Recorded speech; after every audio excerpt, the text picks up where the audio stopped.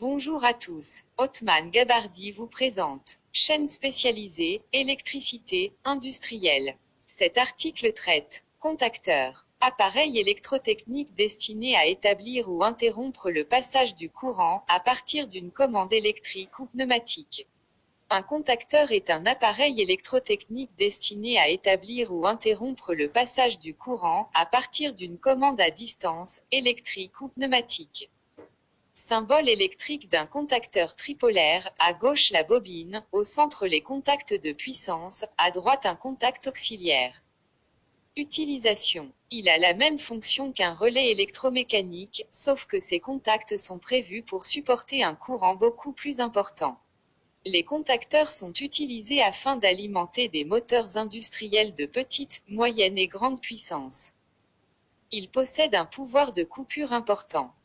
Ils sont aussi utilisés en milieu domestique pour alimenter des appareils électriques comme le chauffage ou le chauffe-eau car les organes de commande thermostat, interrupteurs horaires et autres contacts de commande risqueraient d'être rapidement détériorés par un courant trop important. On en trouve aussi dans certains véhicules comme le contacteur, interrupteur d'allumer la lumière éclairant le coffre quand on en ouvre le capot à partir d'un certain angle, 6, parfois remplacé par un contacteur à billes.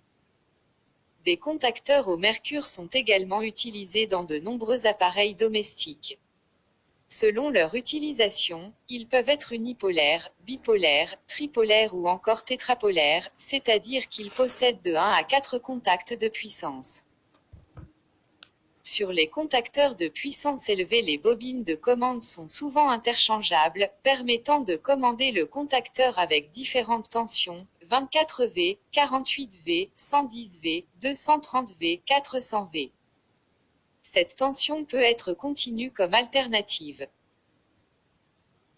Les contacteurs tripolaires comportent la plupart du temps un contact auxiliaire, tandis que les contacteurs tétrapolaires n'en ont en général pas, la place du contact auxiliaire étant occupée par le quatrième contact.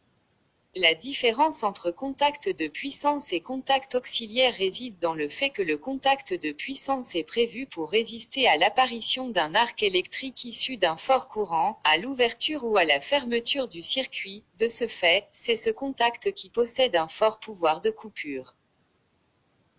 Le contact auxiliaire n'est doté que d'un très faible pouvoir de coupure, ce dernier fait partie de la partie commande du montage dont les courants restent faibles face à la partie puissance. Ainsi, la seule différence qui existe entre un relais électromécanique et un contacteur est la présence ou non de contact de puissance, pouvant établir ou interrompre de forts courants. 2.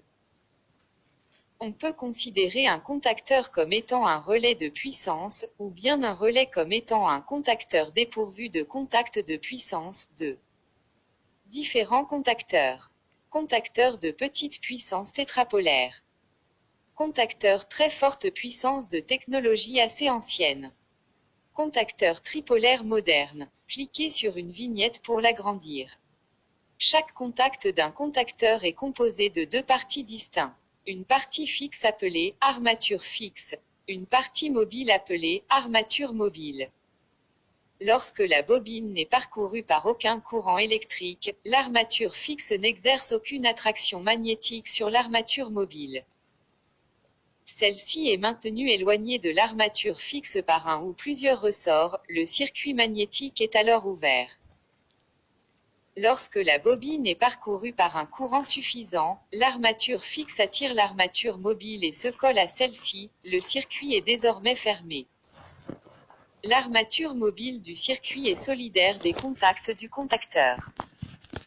Les mouvements de l'armature mobile entraînent donc l'ouverture et la fermeture des contacts.